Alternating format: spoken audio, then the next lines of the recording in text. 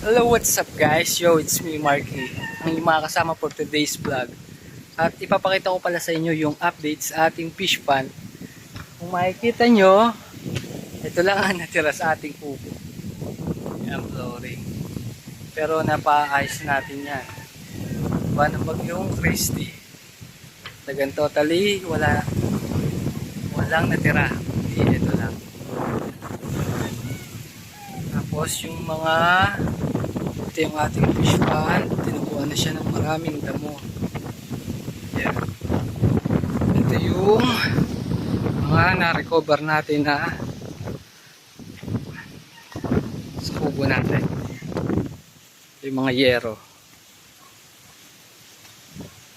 Tapos ipapagawa rin pala natin to. Yung na-order natin ay try natin ipayos. Ito, patubig. Yan diesel engine natin. Nadalay natin sa paggawaan.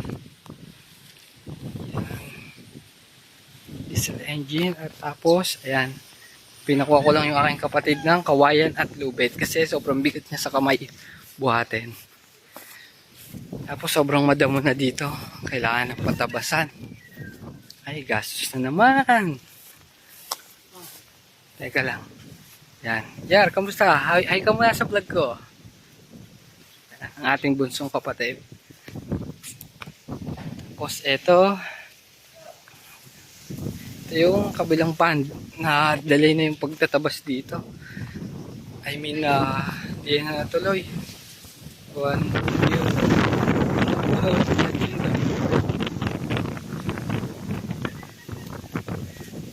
Dali.